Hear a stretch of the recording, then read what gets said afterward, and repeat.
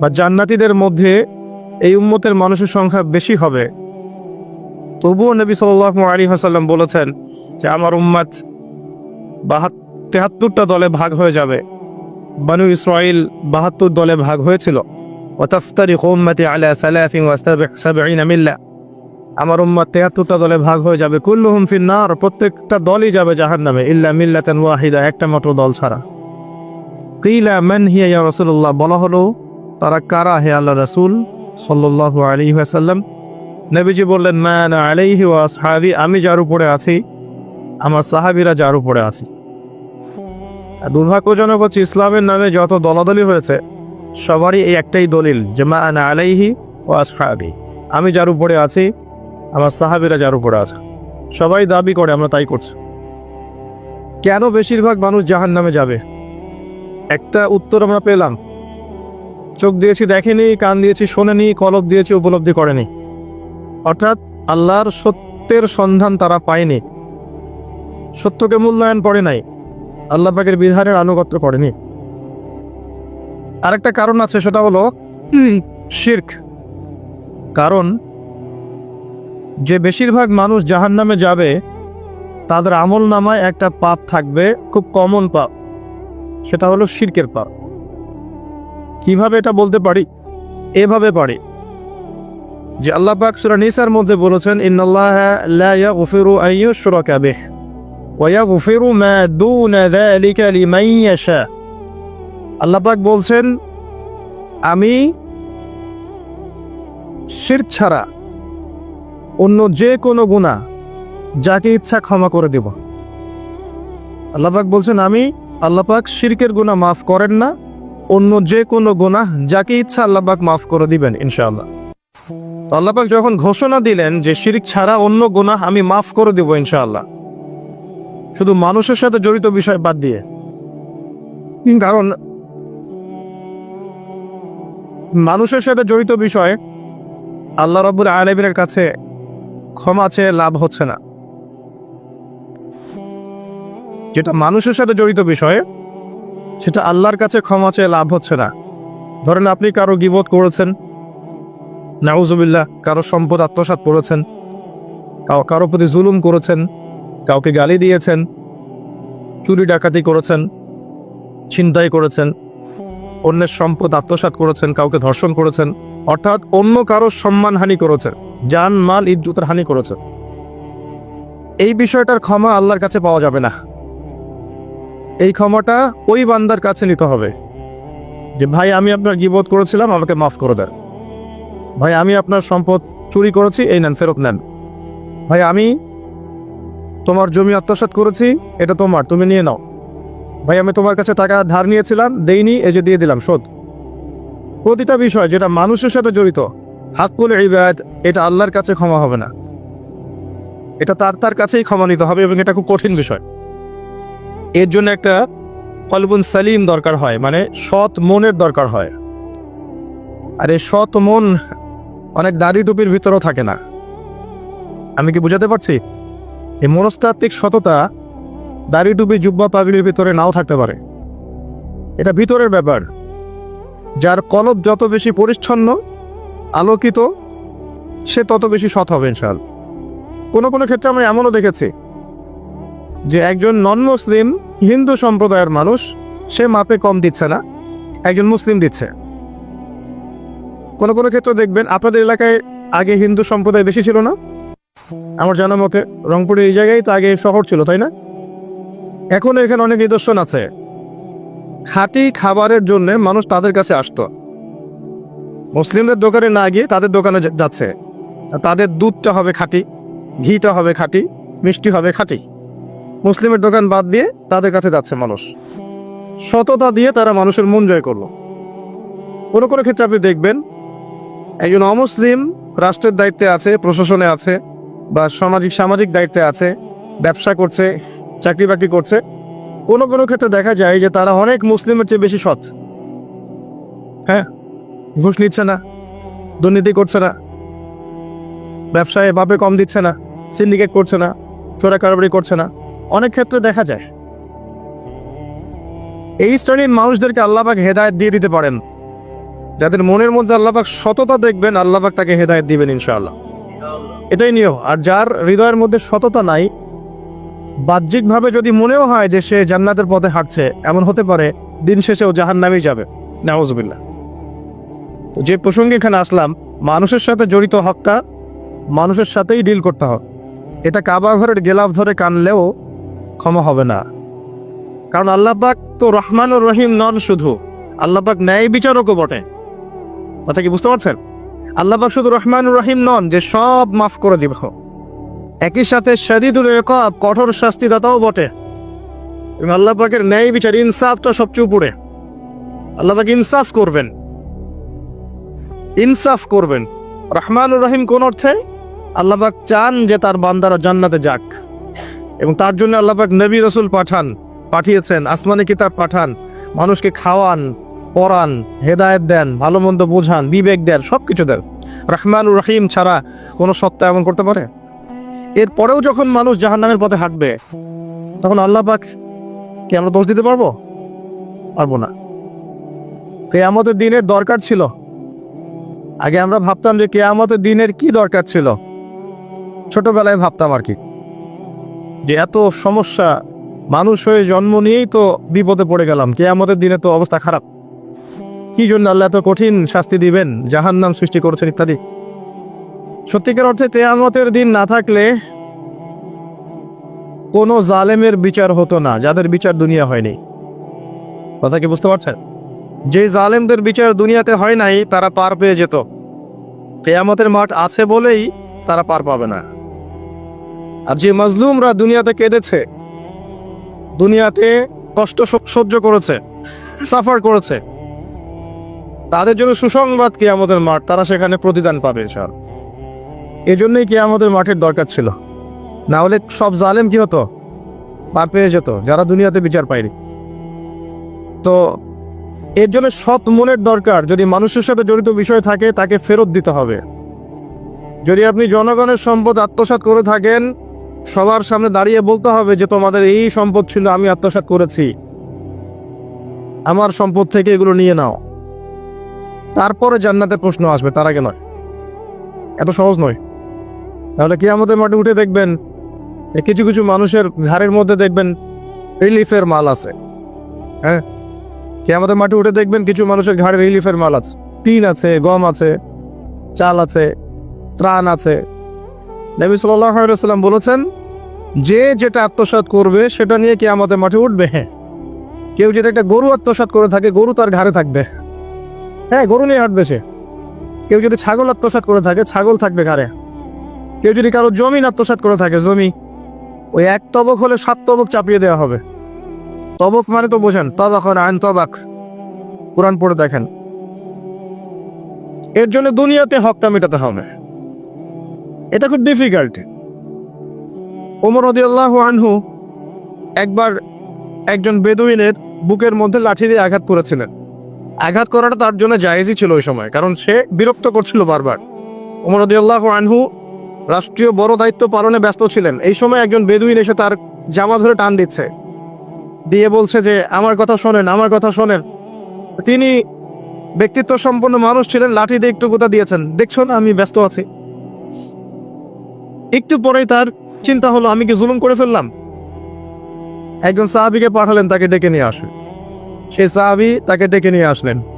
এবার সেই ব্যক্তিকে দাঁড় করিয়ে ওমর রাদিয়াল্লাহু আনহু বলছেন, আমিরুল মুমিনিন, অর্ধ জাহানের খলিফা, অর্ধেক বিশ্বের খলিফা, ছোট্ট একটা কান্ট্রির না, পুরো অর্ধেক বিশ্বের খলিফা। তিনি বলছেন, হে লাঠি নাও। হাদা সদরি ইন আরাত, এই যে আমার বুক, তুমি যদি চাও আমার বুকে ওইভাবেই গোতা দিয়ে প্রতিশোধ নিয়ে নাও। আমি কি বুঝাতে পারছি কথা কিছুটা? এই ব্যক্তি হতভম্ব হয়ে গেল যে সত্যি কি উনি আমাকে এই কথাটা বলছেন? তিনি আমিরুল মুমিনিন হয়ে এই কথা বলছেন যে আমার বুকের মধ্যে লাঠি দিয়ে আঘাত করে তুমি প্রতিশোধ নিয়ে নাও।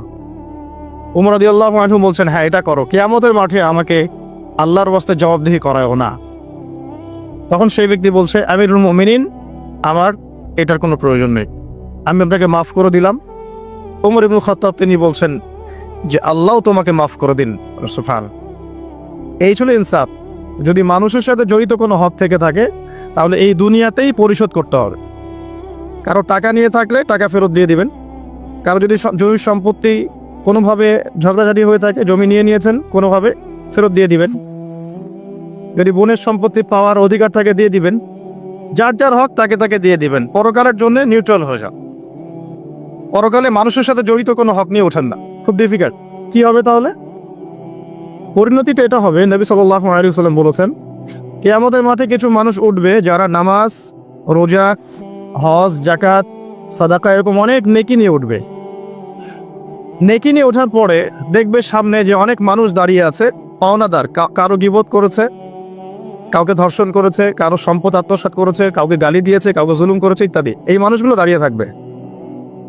ওই সময় তো আর বেচা কেনার সুযোগ নাই, পরিশুদ্ধ হওয়ার সুযোগ নাই। আল্লাহ পাক তখন বলবেন যে এই ব্যক্তিদের নেকি তাদের আমল নামায় দিয়ে দাও, পাওনাদারদের আমল নামায় এই নেকি দিয়ে দাও। ও নামাজ, রোজা, হজ, জাকাতের নেকি থেকে তাদের ঋণ শোধ করা হবে। এবং শোধ করতে করতে যদি নেকি শেষ হয়ে যায় তখন ওই ব্যক্তিদের গুনাহ থেকে গুনাহ এই ব্যক্তির আমল নামায় যুক্ত করা হবে। পরিশেষে এই ব্যক্তি যাবে জাহান্নামে, ওরা চলে যাবে জান্নাতে। বলেন নাউজুবিল্লাহ। দুনিয়াতে আল্লাহর সাথে জড়িত বিষয় থাকতে পারে, পরকালে যেন মানুষের সাথে জড়িত কোনো হক রাখেন না। এটাই প্রথম নসিহত। আল্লাহ রাব্বুল আলামিন এটাই বলেছেন যে নিশ্চয়ই আল্লাহ শিরক ছাড়া সমস্ত গুনাহ মাফ করতে পারেন। তার মানে আমরা বুঝতে পারছি যে বেশিরভাগ মানুষ জাহান্নামে যাবে তাদের আমল নামায় শিরকের পাপ থাকবে। কিসের পাপ থাকবে? শিরকের পাপ থাকবে। কারণ আল্লাহ পাক বলেছেন শিরক ছাড়া যে কোনো গুনাহ তিনি ক্ষমা করতে পারেন। এবং মেরাজের রাতে যখন নবী সাল্লাল্লাহু আলাইহি ওয়াসাল্লাম আল্লাহর সাথে সাক্ষাৎ করেছেন, আল্লাহ পাক 3টা প্রতিশ্রুতি দিয়েছেন, 3টা হাদিয়া, উপহার। একটা হচ্ছে 50 ওয়াক্ত নামাজ, যেটাকে আমরা এখন 5 ওয়াক্ত পড়ি। 5 ওয়াক্ত পড়লে আপনি 50 ওয়াক্তের নেকি পাবেন ইনশাআল্লাহ। আর এই উম্মতের যে কোনো নেকির কাজ 10 দিয়ে গুণ করা হবে। একটা ভালো কাজ করলে আপনি 10 গুণ নেকি পাবেন, আল্লাহ পাক এটা বলে দিয়েছেন। কিন্তু গুনাহ একটা করলে একটাই পাবেন। একটা গুনাহ করেছেন, একটাই থাকবে, এটাকে 10 দিয়ে গুণ করা হবে না। এটা প্রথম হাদিয়া। দ্বিতীয় হাদিয়া হচ্ছে সূরা বাকারার শেষের 3টা আয়াত। সূরা বাকারার শেষের 3টা আয়াত, লিল্লাহি মা ফিস সামাওয়াতি, এখান থেকে ফানসুরুন আলাল কওমিল কাফিরিন পর্যন্ত। এটা একটা হাদিয়া। এবং নবী সাল্লাল্লাহু আলাইহি ওয়াসাল্লাম বলেছেন, রাতের বেলা কেউ যদি এই 3টা আয়াত পড়ে ঘুমায়, ঘুমানোর আগে এই 3টা আয়াত পড়ে নিয়ে ঘুমায়, বা মাগরিবের নামাজের পর থেকে পড়া শুরু করে, কারণ মাগরিবের পর থেকে রাত শুরু হয়। পশ্চিমা বিশ্বের মতো 12টার পর থেকে রাত শুরু হয় না ইসলামে, সূর্য ডুবলেই রাত শুরু হয়। তো নবী সাল্লাল্লাহু আলাইহি ওয়াসাল্লাম বলছেন তার আমল নামায় সারা রাত ইবাদতের নেকি দেওয়া হবে ইনশাআল্লাহ। আরেকটা হাদিয়া হচ্ছে এটা, আল্লাহ পাক ঘোষণা দিয়েছেন এই উম্মতের কোনো ব্যক্তি যদি শিরক না করে মারা যায়, এই উম্মতের কোনো ব্যক্তি যদি শিরক না করে মারা যায়, মানুষের সাথে জড়িত কোনো পাপ না থাকে, ইনশাআল্লাহ আল্লাহ পাক তাকে মাফ করে দিবেন। আর এই সূরা নিসার আয়াতটাও এটাই প্রমাণ করছে। আল্লাহ পাক বলছেন, ইন্নাল্লাহা লা ইয়াগফিরু আন ইউশরাকা বিহি, আল্লাহ পাক শিরকের গুনাহ মাফ করেন না, ওয়া ইয়াগফিরু মা দুনা যালিকা লিমান ইয়াশা, এবং এছাড়া যে কোনো পাপ আল্লাহ পাক যাকে ইচ্ছা মাফ করতে পারে। আল্লাহ পাক পরম করুণাময়, অসীম দয়াল। এক ব্যক্তি 100টা খুন করেছিল, 99টা খুন করার পরে, এটা বনু ইসরাইলের ঘটনা, এটা গল্প নয়, কেচ্ছা কাহিনী নয়, সত্য ঘটনা। সে তওবার সুযোগ খুঁজছে, তওবা করা যাবে কিনা। খুঁজতে খুঁজতে খুঁজতে একজন আবেদের কাছে গিয়েছে। আবেদ মানে যে ইবাদত করে কিন্তু জ্ঞান নাই। 2 রকম মানুষ থাকে মুসলিমদের মধ্যে, একজন এক শ্রেণী আলেম যারা জানে এবং জানা অনুযায়ী আমল করে, আর এক শ্রেণী হচ্ছে খুব একটা জানে না কিন্তু দেখা দেখে আমল করে, এটাকে বলা হয় আবেদ। এই ব্যক্তি ছিল আবেদদের একজন। তার কাছে গিয়ে বলছে, আমার কি তওবা হবে? আমি 99টা খুন করেছি, সিরিয়াল কিলার। সেই ব্যক্তি বলেছে, না, তোমার কিসের ক্ষমা, তুমি এতগুলো খুন করেছো, তোমার ক্ষমা হতে পারে? রাগে এই ব্যক্তিকেও সে খুন করেছে, করে 100টা পূর্ণ করেছে। এরপরে আরেকজনের সন্ধান পেয়েছে যে একজন আলেম, তার কাছে গিয়ে তওবার সুযোগ খুঁজছে। সে বলল, হ্যাঁ, তোমার তওবা হবে ইনশাআল্লাহ, তুমি খালেসভাবে তওবা করো, করে এই এলাকা থেকে চলে যাও। কারণ তওবার পরে নতুন জীবন শুরু করবে, এই পরিবেশে থাকলে তুমি অতীতের হিস্ট্রিগুলো তোমার মনে পড়বে, তুমি চলে যাও দূরে কোথাও, সেখানে গিয়ে থাকা শুরু করো। সে তওবা করে ওইদিকে চলে যাচ্ছিল, রাস্তায় মৃত্যু হয়। এবার 2 শ্রেণীর ফেরেশতা চলে আসছে, জান্নাতের এবং জাহান্নাম। কে তার আত্মা নিবে? আমরা মৃত্যুর সময় টের পেয়ে যাব যে কে জান্নাতি কে জাহান্নামী ফেরেশতাদের আকৃতি দেখেই, ঠিক আছে? আর একজন মানুষের মৃত্যু থেকেই তার কিয়ামত শুরু হয়ে যায়। কিয়ামত কবে হবে এর চেয়ে বড় কথা যে মৃত্যুর জন্য আমরা প্রস্তুত কিনা। তো এখন জাহান্নামের ফেরেশতারা রূহ নিতে চাচ্ছে ওই ব্যক্তির, আবার জান্নাতি ফেরেশতারাও চাচ্ছে। দুজনের মাঝখানে একটা ডিবেট চলছে। আল্লাহ রাব্বুল আলামিন তখন কৌশল করে বললেন, তোমরা রাস্তাটা মেপে দেখো, সে যতদূর এসেছিল এই রাস্তার পরিমাপ বেশি না যেখানে যাচ্ছিল এর পরিমাপ বেশি। দেখা গেল সে যতদূর গিয়েছিল এর পরিমাপ বেশি। আল্লাহ পাক জমিনকে প্রশস্ত করে দিলেন। এভাবে কৌশল করে আল্লাহ পাক এই ব্যক্তিকে মাফ করে দিলেন। এখানে আপনাকে খুনের অ্যাক্সেস দেওয়া হচ্ছে না। এই হাদিসটা বলে আপনাকে খুন করতে উৎসাহিত করা হচ্ছে না। আপনাকে বোঝানো হচ্ছে আল্লাহ পাকের মার্সি, দয়া কত প্রশস্ত। আরেক ব্যক্তি ছিল, সে ব্যভিচারিণী, ব্যক্তি না, সে মহিলা। সে ব্যভিচারিণী মহিলা, প্রস্টিটিউশনে ছিল, যাকে আমরা এখন যৌনকর্মী বলি বর্তমান আধুনিক সভ্যতায়, সো কল্ড আধুনিক সভ্যতায়। এবং তাদের অধিকারের জন্য আমরা অনেক কিছুই করতে চেষ্টা করি। আমরা একটা স্লোগানও দিই, আমার দেহ আমার সিদ্ধান্ত, নাউজুবিল্লাহ। তো এই মহিলা রাস্তা দিয়ে যাচ্ছিল, দেখেছে একটা কুকুর পিপাসার্থ, প্রচন্ড পিপাসার্থ, জিহ্বা বেরিয়ে গেছে। তার মায়া লাগলো, সে নিজের মোজাটা খুলে কুয়াতে নামালো, নামিয়ে অনেক কষ্ট করে সে পানি উঠালো, উঠিয়ে কুকুরকে পান করিয়েছে। এই একটা কাজের জন্য আল্লাহ পাক তাকে মাফ করে দিয়েছে। আরেকজন ব্যক্তি যে প্রচন্ড পাপী ছিল, মৃত্যুর সময় সে তার সন্তানদেরকে ওসিয়ত করছে যে আমি অনেক অন্যায় করেছি, আল্লাহ যদি আমাকে ধরতে পারেন তাহলে আমার অবস্থা খারাপ। তো আমি যখন মারা যাব তখন আমার দেহটাকে পুড়িয়ে ফেলবে, পুড়িয়ে অর্ধেক ছাই বাতাসে ভাসিয়ে দিবে আর অর্ধেক ছাই সমুদ্রে ভাসিয়ে দিবে। মানে বাতাসে অর্ধেক উড়িয়ে দিবে, সমুদ্রে অর্ধেক ভাসিয়ে দিবে। ছেলেরা তাই করলো। এই ব্যক্তির আকীদা কি, যদি আল্লাহ আমাকে ধরতে পারেন তাহলে খবর আছে। তার মানে ওর আকীদা যে আল্লাহ ধরতে পারবেন না এমন করলো, এটা কিন্তু কুফরি আকীদা, তাই নয় কি? পুনরুত্থানে বিশ্বাস না করাটা কুফরি নয় কি? ইমানের 6টা পিলারে একটা হচ্ছে পরকালে বিশ্বাস, তাই না? একটা পিলারই তো তার মধ্যে নাই। তো সন্তানরা তাই করলো। আল্লাহ পাক সাগরকে বললেন ছাই জমা করে দাও, জমিনকে বললেন ছাই জমা করে দাও। আর বাই দ্য ওয়ে, আল্লাহর আদেশ প্রকৃতি শোনে, মানুষ না শুনলে প্রকৃতি শোনে। সাগরের পরে গিয়ে আপনি দাঁড়িয়ে থাকবেন, এই বিশাল সমুদ্র গর্জন করতে করতে আসবে, এসে বিনয়ের সাথে আপনার পা ধুয়ে দিবে। আল্লাহ পাক তাকে আদেশ করেছেন, তোমার সামনে দাঁড়ালে পা ধুয়ে দিও, অহংকার করো না। আল্লাহ যখন ওই সমুদ্রকে আদেশ করবেন যে এই জনপদের লোকেরা আমার আদেশ মানছে না, জলোচ্ছ্বাস দিয়ে উড়িয়ে দাও, সমুদ্র তাই করবে। প্রকৃতি আল্লাহর কথা শোনে। ছাই জড়ো করা হলো। জড়ো করার পরে আল্লাহ পাক এই ব্যক্তিকে আবার পুনরুজ্জীবিত করে জিজ্ঞাসা করলেন, কি জন্য এই কাজটা করেছেন, কেন এই কাজটা করেছো? তখন এই ব্যক্তি বলছে, হাদিসের কথাগুলো এমন, এই ব্যক্তি বলছে, মিন খাশিয়াতিকা ইয়া রাব্বি, আল্লাহ আমি তোমার ভয়ে এই কাজটা করেছি না। আর তুমি খুব ভালো করেই জানো হে আল্লাহ যে আমি তোমার ভয়ে করেছি না অন্য কোনো কারণে করেছি। আল্লাহ পাক বললেন, আমি তোমাকে মাফ করে দিলাম। আর দুজন ব্যক্তি, এটা বলে সামনে যাচ্ছেন, আর দুজন ব্যক্তি, এটা আমাদের মুসলিমদের জন্য শিক্ষা আছে। আমরা মুসলিমরা মনে করি যে আমরা সুপিরিয়র হয়ে গেছি। মাশাআল্লাহ, জুমার নামাজে আসি, রমজানের রোজা রাখি, মাঝে মাঝে একটু জাকাত দেই, সুযোগ পেলে একটা হজ উমরা করে আসি, তাই না? মাঝে মাঝে মসজিদে এসে নামাজ পড়ি, আমরা মনে হয় জান্নাতের সার্টিফিকেট পেয়ে গেছে, আমরা এমনটা মনে করি আর কি। দুই ব্যক্তি, একজন অনেক আল্লাহওয়ালা মানুষ, আর একজন হচ্ছে যে আল্লাহর দিনের খুব একটা পরোয়া করে না। তো এই বন্ধু সেই বন্ধুকে দাওয়াত দেয়, দিনের পথে আসো, দিনের পথে আসো আসো। এই ব্যক্তি শোনে না। তো একদিন এই ব্যক্তি বলে ফেললো, যে ব্যক্তি একটু পায়াস টাইপের রিলিজিয়াস মুসলিম, সে বলে ফেললো যে আল্লাহ তোকে কখনো মাফ করবে না। কথাটা শোনেন, আল্লাহ তোকে মাফ করবে না, তোকে এত ডাকি দাওয়াত দিই, তুই কথা শুনিস না। মৃত্যুর পরে আল্লাহ পাক এই দুইজনকে জীবিত করলেন। জীবিত করে বললেন, কে তোমাকে ইখতিয়ার দিয়েছে যে আমি কাউকে ক্ষমা করব কি করব না এই বিষয়ে সিদ্ধান্ত দেওয়ার? আজকে আমি ওকে মাফ করে দিলাম আর তোমাকে জাহান্নামে দিলাম, যাও।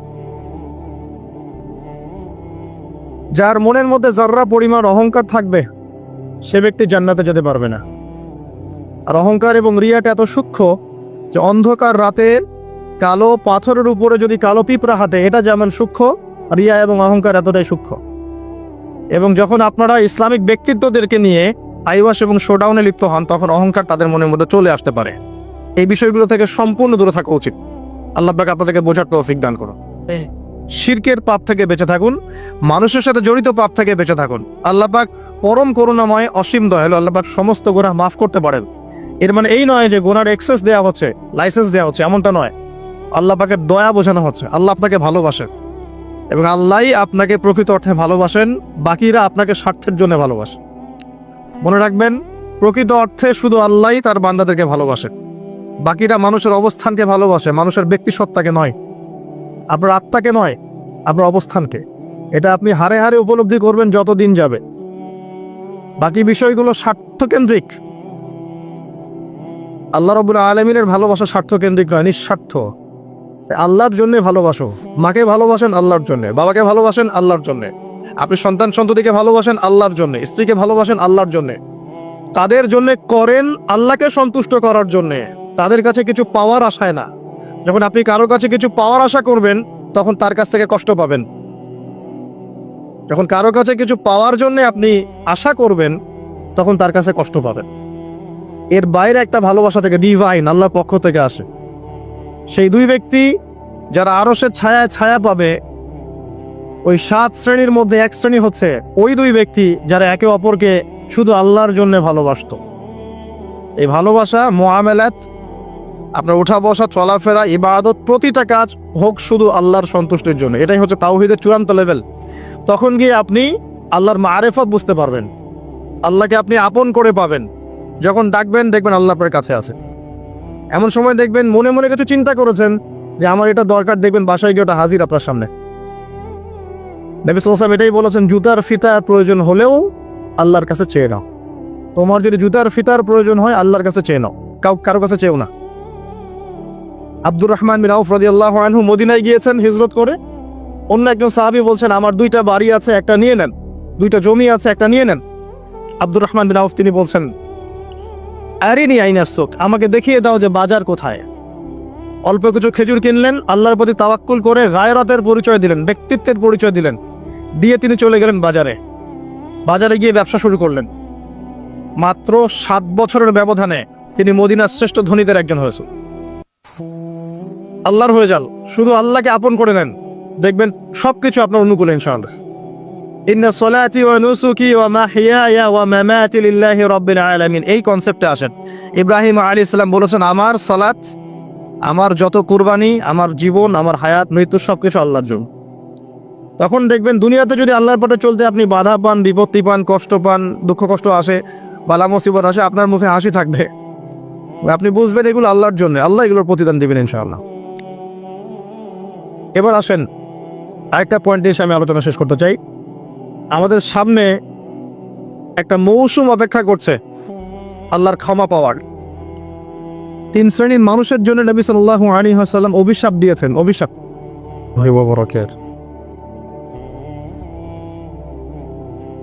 ইন্নাল হামদুলিল্লাহ নাহমাদুহু ওয়া নাস্তাঈনুহু মান ইয়াহদিহিল্লাহু ফালা মুদিল্লা লাহু ওয়া মান ইউদ্লিল ফালা হাদিয়া লাহু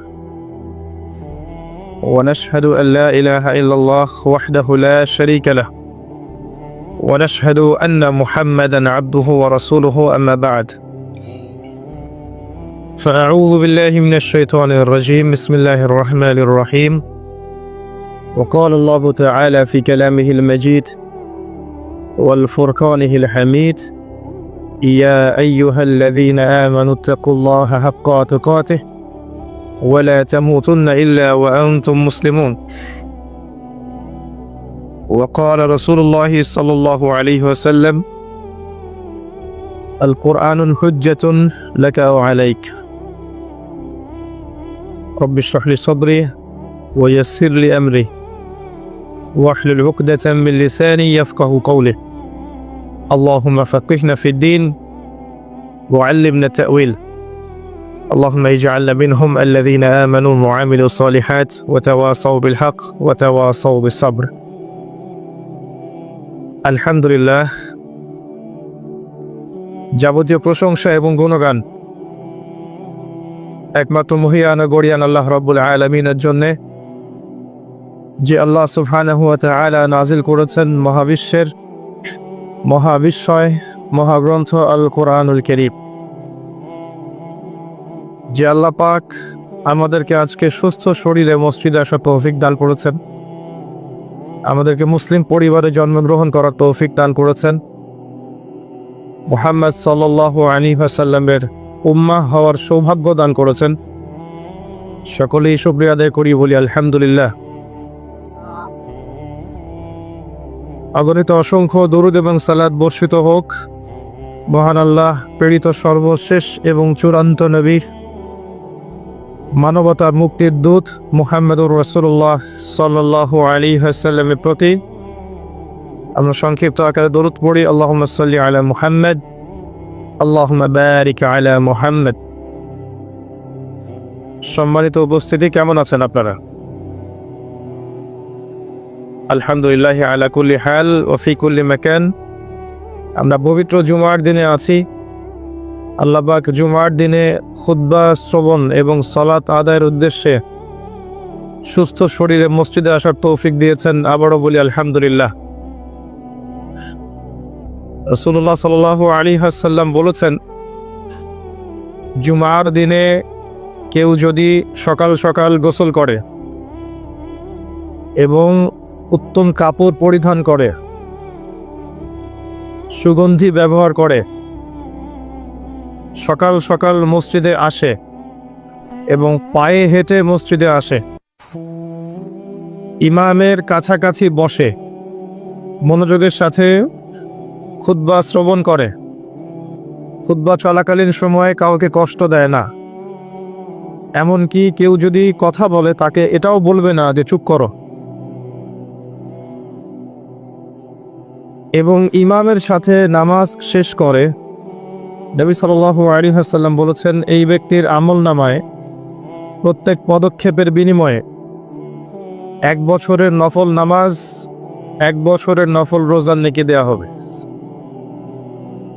এই বিশাল নেকিটা নষ্ট হয়ে যাবে যদি খুতবা চলাকালীন সময় আমরা কথাবার্তা বলি, মোবাইলে ব্যস্ত থাকি, লুকিয়ে লুকিয়ে ভিডিও করি, ফটো সেশন করতে থাকি ইত্যাদি, অন্যকে কষ্ট দেই, আপোষে কথাবার্তা বলি, তাহলে এই পুরো নেকিটা নষ্ট হয়ে যাক। দেখবেন এটা বলে দেওয়ার পরেও কিছু মানুষ কথা বলবে, এই কাজ করবে।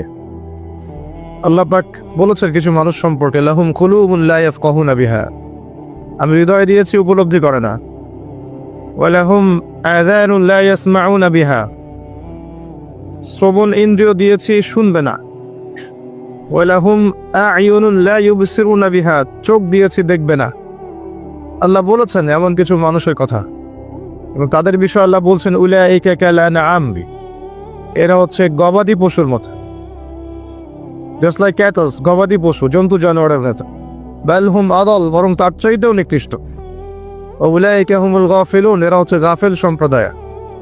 আল্লাহ পাক এদেরকে দিয়েই জাহান্নাম পূর্ণ করবেন। ওয়ালাকাদ যারানা লিজাহান্নামা কাসীরাম মিনাল জিন্নি ওয়াল ইনস, প্রচুর জিন আর মানুষকে দিয়ে আমি জাহান্নাম পূর্ণ করব। অপরাধ এটাই, চোখ দিয়েছি দেখে নাই, কান দিয়েছি শোনে নাই, হৃদয় দিয়েছি উপলব্ধি করে নাই, এটাই অপরাধ। আর সহিহ বুখারীর মধ্যে 4 বার একটা হাদিস এসেছে যে আল্লাহ পাক আদম আলাইহিস সালামকে ডাকবেন কিয়ামতের মাঠে এবং বলবেন, তোমার সন্তানদের মধ্য থেকে জাহান্নামীদেরকে আলাদা করে দাও। আদম আলাইহিস সালাম বলবেন, কতজন হে আল্লাহ? আল্লাহ পাক বলবেন, প্রতি 1999 জনকে জাহান্নামের জন্য আলাদা করে দাও। যদিও এই উম্মতের বেশিরভাগ মানুষ জান্নাতে যাবে ইনশাআল্লাহ, বা জান্নাতীদের মধ্যে এই উম্মতের মানুষের সংখ্যা বেশি হবে, তবুও নবী সাল্লাল্লাহু আলাইহি ওয়াসাল্লাম বলেছেন যে আমার উম্মত 73টা দলে ভাগ হয়ে যাবে। বানু ইসরাঈল 72 দলে ভাগ হয়েছিল। ওয়াতাফতারিকু উম্মতি আলা 73 মিল্লা, আমার উম্মত 73টা দলে ভাগ হয়ে যাবে। কুল্লুহুম ফিন্নার, প্রত্যেকটা দলই যাবে জাহান্নামে, ইল্লা মিল্লাতান ওয়াহিদা, একটা মাত্র দল ছাড়া। কিলা মান হিয়া ইয়া রাসূলুল্লাহ, বলা হলো তারা কারা হে আল্লাহ রাসূল সাল্লাল্লাহু আলাইহি ওয়াসাল্লাম? নবীজি বললেন, মা আনা আলাইহি ওয়া আসহাবি, আমি যার উপরে আছি আমার সাহাবীরা যার উপরে আছে।